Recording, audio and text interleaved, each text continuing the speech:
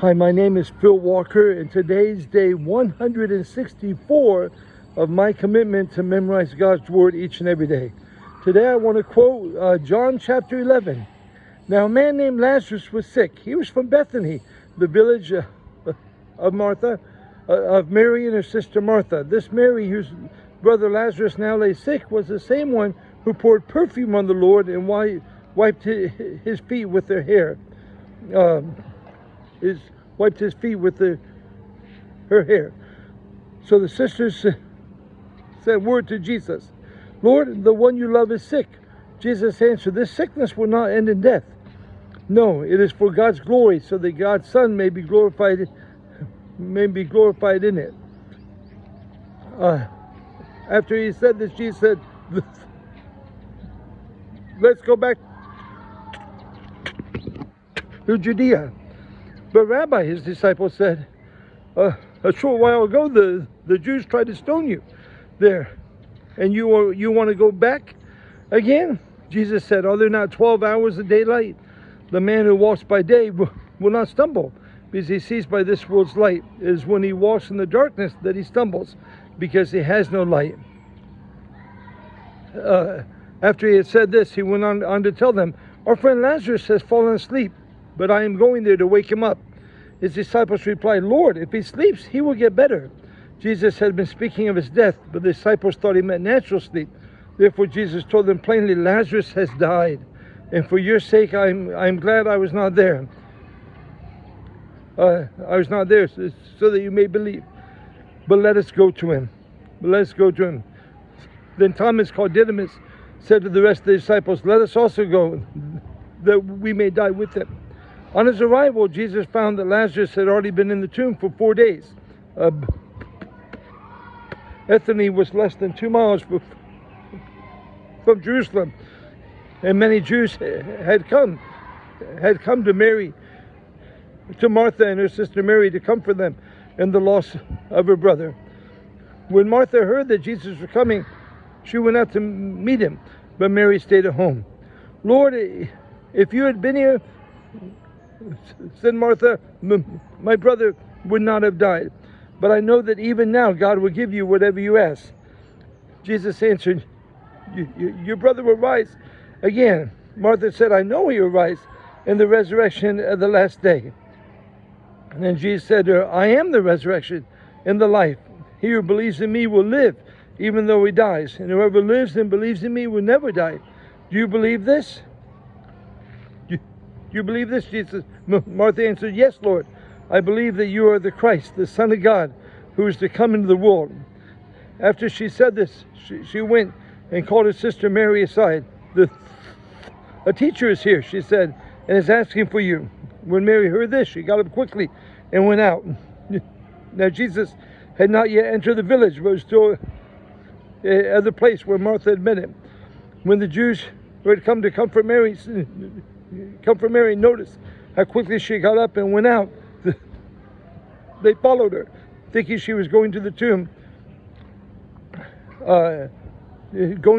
to mourn there.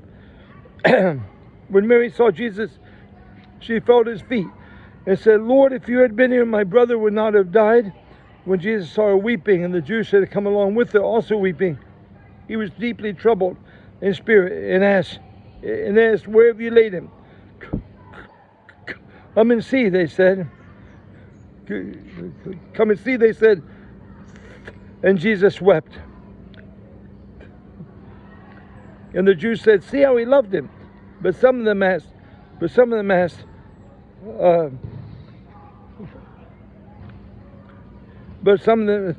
"Could not this man who opened the eyes of the blind man have kept this man from dying?" Jesus, once more deeply moved, came to the tomb.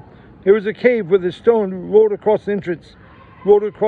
"Take away the stone," Jesus said. "But Lord," said Martha, the sister of the dead man, "by now there is a bad odor, for he has already been there 4 days." Jesus said, "Did I not tell you that if you believe, you will see the glory of God?"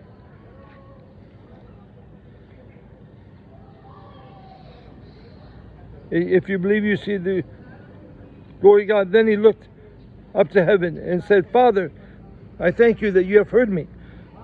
I knew that you always hear me, but I said this for the benefit of those standing here, so that they may believe that you sent me. After he had said this, he called out in a loud voice, Lazarus, come out. And the dead man came out, his hands and feet wrapped in strips of linen and cloth around his face.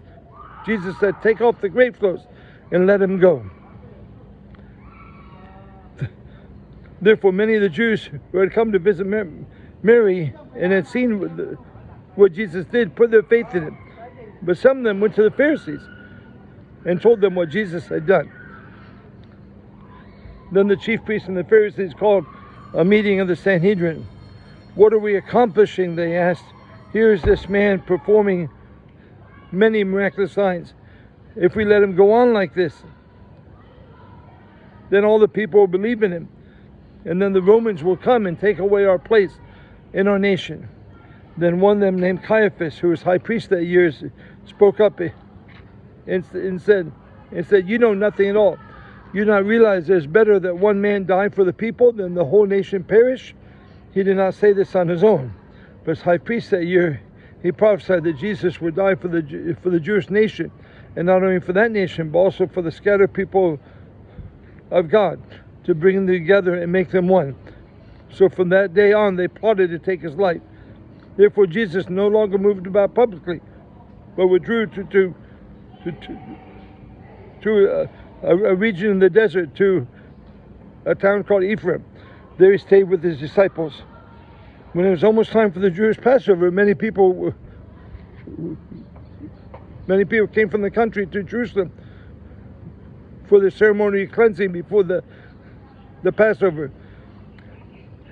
And while they were there in the temporary area, at the Passover, many people were looking for Jesus. And as they stood there in the temporary area, they asked one another, what do you think? Isn't he coming to the feast at all? But the chief priests and Pharisees had ordered that if anyone found out where Jesus was, they should report it, so that they might go and arrest him.